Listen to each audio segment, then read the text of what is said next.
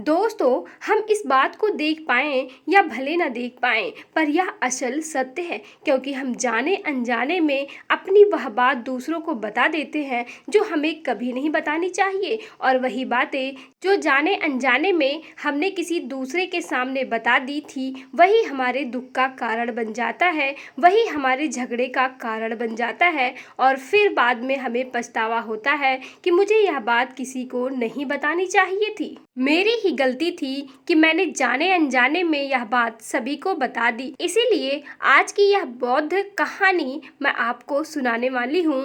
उसे सुनने के बाद आपको कुछ ऐसी बातें पता चलेंगी जो आपको कभी किसी को नहीं बतानी होगी, और क्यों नहीं बतानी है इसके पीछे का तर्क भी मैं बताऊंगी। तो आप वीडियो में लास्ट तक बने रहिएगा। कहानी शुरू करते हैं।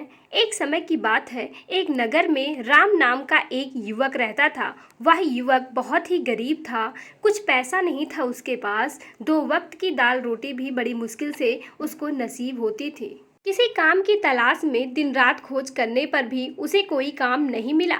फिर एक दिन उसने अपनी पत्नी के सामने अपनी सारी समस्या बता दी। उसने अपनी पत्नी को कहा कि मैं जिस जगह भी काम मांगने के लिए जाता हूँ तो हर कोई मुझे यह कहकर मना कर देता है कि हमारे यहाँ काम की ज़रूरत नहीं है। मैं काम की तलाश कर करके थक चुका हूँ। मुझे समझ नहीं आता कि मैं तुम लोगों का पेट कैसे भरूँ, अपने बच्चों को कैसे पालूँ। यह चिंता मुझे दिन रात खाए जा रही है। यह सुनकर उसकी पत्नी ने कुछ सोचकर कहा कि तुम एक आदमी के पास सिर्फ एक ही बार काम मांगने के लिए जाते हो, और जब वह काम नहीं देता तो तुम दोबारा उसके पास नहीं जाते हो। अगर तुम्हें उनसे काम लेना है तो तुम्हें हमदर्दी जतानी होगी, उनसे हमदर्दी हासिल करनी होगी और अपनी गरीबी दिखानी होगी, ताकि वह लोग तुम्हारी मजबूरी समझकर तुम्हें काम पर रख ले। इसीलिए शर्म मत करो। अपनी पत्नी की बात को मानकर अगले दिन वह फिर काम मांगने के लिए उसी सेठ के पास जा पहुंचा, जहां पर वह पिछले दिन काम मांगने के लिए गया था। लेकिन इस बार उसने हाथ जोड़कर उस सेठ से प्रार्थना की, मैं गरीब हूँ, मुझे काम की आवश्यकता है। वह जो कुछ भी उसे देंगे वह उसे संतुष्टि से ले लेगा। कृपया करके मुझे अपने यहाँ काम पर रख ले। उसकी यह हालत देखकर उस सेठ ने उसे अपने यहाँ काम पर रख लिया। वह रोज वहाँ पर काम पर जाने लगा।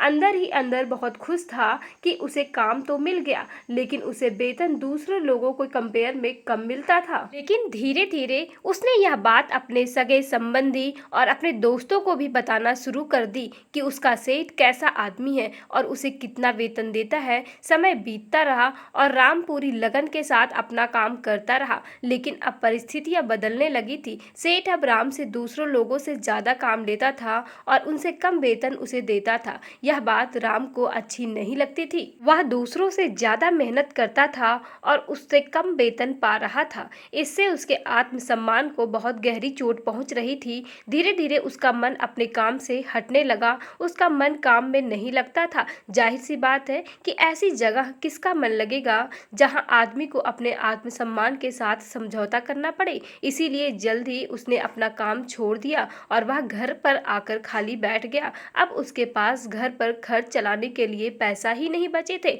इसीलिए उसने अपने सगे संबंधियों और अपने दोस्तों से सहायता मांगना शुरू कर दी। लेकिन उसके दोस्त उसके सामने तो उसे दया का पात्र समझते थे, उसे दिलासा दिलाते थे, लेकिन पीछे से उसका मजाक उड़ाते थे। वह कहते कि कितना बेवकूफ है, सेठ ने इतना काम लिया और बेचारे को पैसा भी नहीं दिए। अरे हम इसको पैसे दे दे तो यह कल हमारा पैसा भी वापस करेगा या नहीं? ऐसी हालत है, काम तो इसके पास कुछ है नहीं, पैसा भी नहीं है, कहाँ से हमारा पैसा देगा?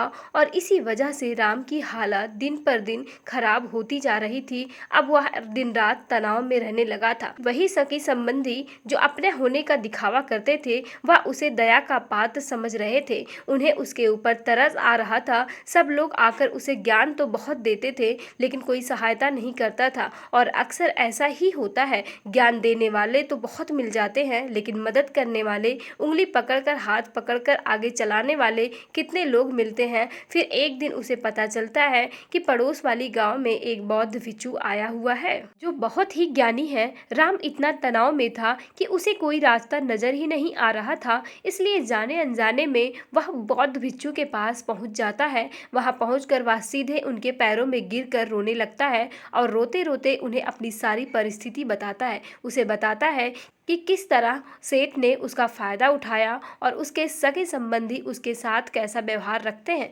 सारी बातें सुनकर बौद्ध भिक्षु ने उसे चुप कराते हुए कहा कि भ्राता, यह सारी समस्या तुम्हारी बुद्धिहीनता, तुम्हारी मूर्खता के कारण ही है। अगर तुम्हारे अंदर विवेक होता तो इनमें से एक भी समस्या तुम्हारे चित्त को दुखी नहीं कर सकता था, लेकिन तुमने अपने अविवेक के कारण, अपनी मूर्खता के कारण खुद ही अपने रास्ते में कांटे बिछा दिए। परंतु आज मैं तुम्हें कुछ बातें बताऊंगा जो भूल कर भी किसी को मत बताना, और इन बातों का अनुसरण करते हुए तुम बाहर से मिलने वाले दुखों को तो दूर कर ही सकते हो, और जो बेवजह दुनिया की वजह से तुम्हारे अंदर दुख पनपते हैं उनसे भी छुटकारा पा सकते हो। पहली बात है जो किसी को नहीं बतानी चाहिए, वह है अपनी मजबूरी का दिखावा करके दूसरों का दया पात्र बनना। उनकी सहायता लेने की गलती कभी मत करना। हो सकता है कि वह आज तुम्हारी मजबूरी देखकर तुम्हारी सहायता कर दे, लेकिन कल वह तुम्हारा फायदा उठाने से भी नहीं चूकते हैं। अगर फायदा भी नहीं उठाया तो दूसरों के सामने तुम्हारा मजाक बनाने में वह आदमी कभी नहीं चूकेगा। दूसरी बात जो किसी को भी नहीं बतानी चाहिए, वह है अपनी अतीत की गलतियां और भविष्य की रणनीतियां। जरा सोचो कि अगर हम अपने अतीत की गलतियां किसी दूसरे को बताते हैं तो उसका क्या प्रभाव होगा। वह गलतियां ठीक तो नहीं हो सकती ना, जाहिर है, तो उन्हें बताने का क्या प्रयोजन रह जाता है। आप अपने अंधेरे पक्ष को खुद दुनिया के सामने बता रहे हो, खुद अपनी गलतियां दूसरों के सामने बता रहे हो। इससे उस आदमी की नजर में आपका एक चरित्र घटित हो जाएगा और वह भविष्य में हमेशा आपको उसी नजरिए से देखेगा।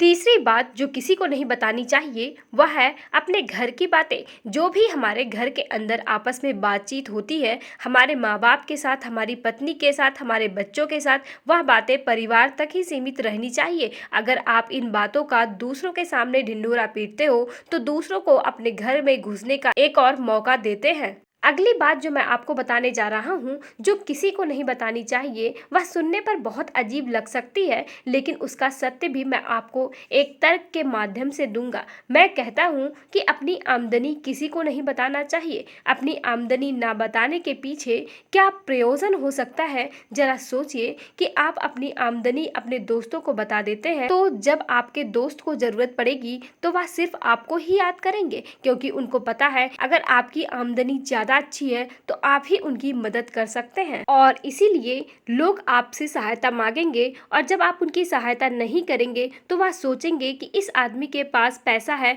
फिर भी मेरी सहायता नहीं कर रहा है। तो दोस्तों, आप समझ गए होंगे कि कौन सी बातें आपको किसी को नहीं बतानी चाहिए। और हम लास्ट में आशा करते हैं कि आप स्वस्थ होंगे और हमारी वीडियो को आपने बहुत एंजॉय किया होगा। धन्यवाद।